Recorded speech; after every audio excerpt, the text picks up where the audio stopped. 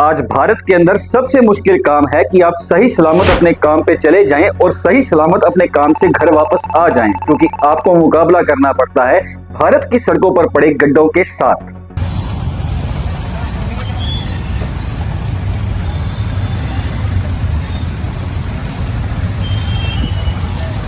भारत की सड़कों पर ट्रैफिक और सड़कों पर पड़े गड्ढों के साथ मुकाबला करना वैसा ही है जैसे आप एक ऑफिस के अंदर काम कर रहे हैं और आपको एक साथ 2 या 3 बॉस को झेलना पड़ता है।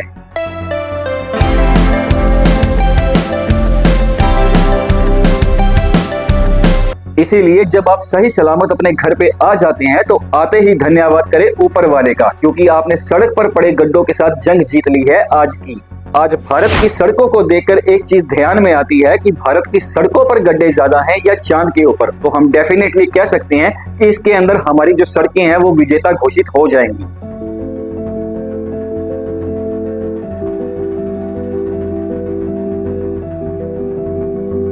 अब समझ में नहीं आता है कि भारत की सड़कों पर गड्ढे पड़े हुए हैं या गड्ढों के बीच में सड़क पड़ी हुई है।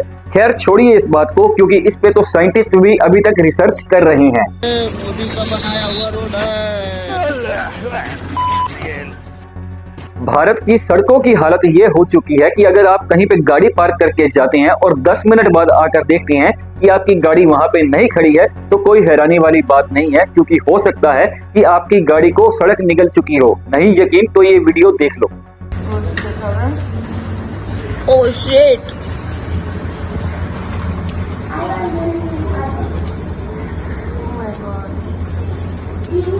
सड़क पर कार चलाते चलाते सड़क का बीच में धंस जाना और आपकी कार का उसके बीच में फंस जाना, ये बिल्कुल नॉर्मल सी बात है आज भारत के अंदर, क्योंकि जहां पे भारत के अंदर आज इंसानियत इतनी गिर चुकी है तो वहां पे कार का गिरना तो कोई आम बात ही है।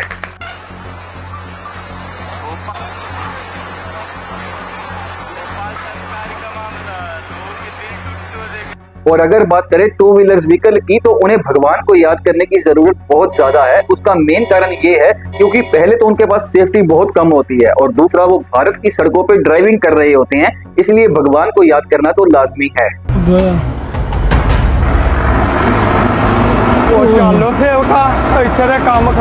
अगर आप सड़क पर पड़े गड्ढों से बच भी जाते हैं तो सबसे ज्यादा जरूरत है आपको सेफ्टी रखने की रेस ड्राइविंग करने वालों से, क्योंकि इनका कोई पता नहीं है कि चलती सड़क के बीच में कब आपके सामने आके आपको गले मिल जाए।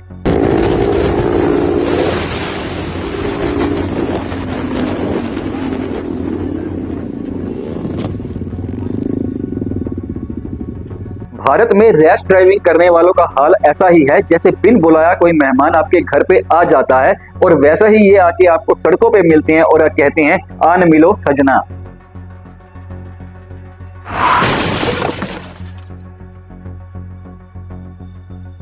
पर रैश ड्राइविंग करने वालों की हो सकता है कि शायद उतनी ज्यादा गलती ना हो, उनको जाना हो मोदी जी से मिलने और ये कहने कि ट्रंप ज्यादा टैरिफ ना लगा दे भारत पे, इसके लिए कुछ कीजिए, इसीलिए वो बहुत जल्दी में जाते हैं।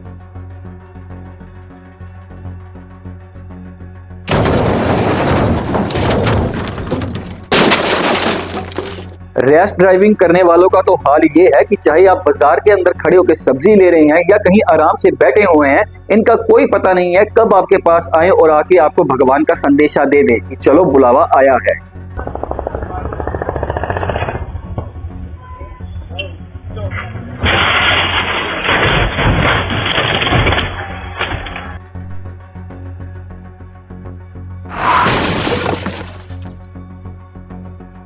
भारत के अंदर अगर आप रोंग साइड पे ड्राइविंग कर लेते हैं तो ये माना जाता है कि आपके पास एक अलग टैलेंट है और भारत के लोग इसमें कभी भी नहीं चूकते हैं, क्योंकि रोंग साइड पे ड्राइविंग करना ये जन्मसिद्ध अधिकार मानते हैं।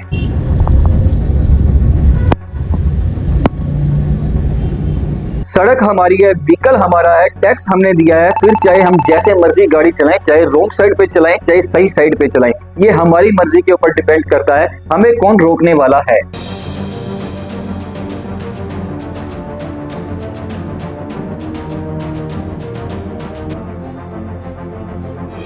और अगर किसी वीआईपी ने सड़क से क्रॉस करना है और गलती से आप ही उसी सड़क पे जा रहे हैं तो आप घर से अपना खाना लेके जरूर निकलें, क्योंकि वीआईपी ट्रीटमेंट के नाम पे आपको वहां पे रुकना पड़ेगा और ये कितने घंटे रुकना पड़ेगा इसकी कोई ज्यादा सूचना नहीं दी जाती। और मेन बात ये भी है कि अगर एम्बुलेंस को भी रोकना पड़े तो भी रोकना पड़ेगा, क्योंकि वीआईपी का जाना जरूरी होता है।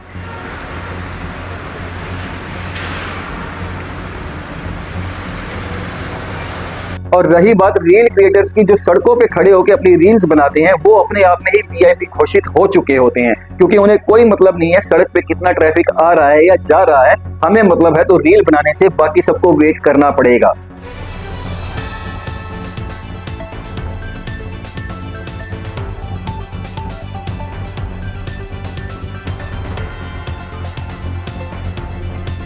क्योंकि लोगों का क्या है, लोग तो आते जाते ही रहेंगे, परंतु सोचिए उस इन्फ्लुएंसर के बारे में जो कितनी मेहनत से सड़क पे खड़े होकर रील बना रहा है।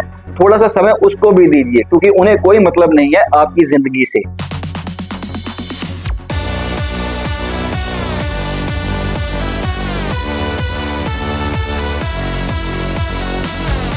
और सड़क पर लगे ट्रैफिक सिग्नल का मतलब हमारे लिए सिर्फ इतना ही है, शायद डीजे वाले ने कोई डिम लाइट लगा दी है और बस हमें क्रॉस करना है उसे देखते हुए। हमें कोई मतलब नहीं है कि वहां पे रेड सिग्नल है या ग्रीन सिग्नल है।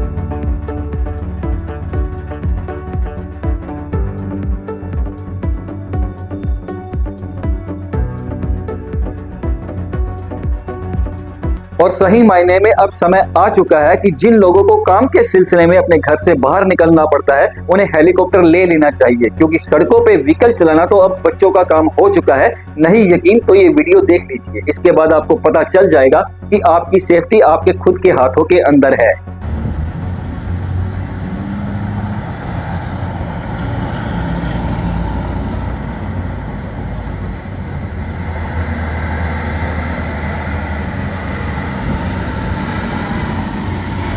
तो चलिए बात करते हैं कंक्लूजन की। अगर हम ये सोचते हैं कि सड़कें खराब होने की मेन वजह है करप्शन, तो आप बिल्कुल गलत सोच रहे हैं, क्योंकि इन गड्ढों की वजह से ही देश की इकोनॉमी चल रही है। क्योंकि पहले सड़क बनाने के लिए पैसे दिए जाते हैं और फिर सड़क पे जब गड्ढे पड़ जाते हैं तो उसकी रिपेयरिंग करने के लिए, गड्ढों को भरने के लिए पैसे दिए जाते हैं। और गड्ढों की वजह से जो एक्सीडेंट होते हैं तो व्हीकल्स का नुकसान हो जाता है, तो व्हीकल कंपनीज वाले पैसे कमाते हैं। और अगर व्यक्ति का नुकसान हो जाता है, व्यक्ति को चोट लगती है, तो हॉस्पिटल वाले पैसे कमाते हैं। और फिर वहीं हॉस्पिटल में लेटे लेटे हमें याद आता है कि अगर इंश्योरेंस करवा लेते तो कितना ज्यादा अच्छा था। तो इसलिए इंश्योरेंस करवाई जाती है, जिससे इंश्योरेंस कंपनीज वाले भी पैसे कमाते हैं। और हम खामखा ब्लेम करते हैं कि जो गवर्नमेंट है वो हमारे लिए कुछ नहीं कर रही, हमारे बारे में नहीं सोच रही।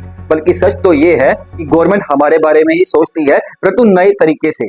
तो दोस्तों, ये वीडियो थी आप तक सच्चाई पहुंचाने के लिए कि भारत की सड़कों की आज हालत क्या हो रखी है। और अगर आप इस पे जाते हैं तो आप खुद सोच के जाइए कि आपकी हालत क्या हो सकती है। तो इसीलिए इस वीडियो को जरूर शेयर कीजिए लोगों के साथ, ताकि हर तरफ जागरूकता फैले। और शेयर करने से और बात करने से ही बदलाव आता है। बहुत बहुत धन्यवाद। तो दोस्तों, अगर आपको ये वीडियो अच्छी लगी है तो इस वाली वीडियो को भी जरूर देखिएगा और अपना प्यार जरूर दीजिएगा, क्योंकि ये वीडियो भी आपको बहुत ज्यादा अच्छी लगेगी। इसलिए इस वीडियो को भी जरूर शेयर कीजिए, लाइक कीजिए, कमेंट कीजिए और चैनल को सब्सक्राइब जरूर कीजिएगा।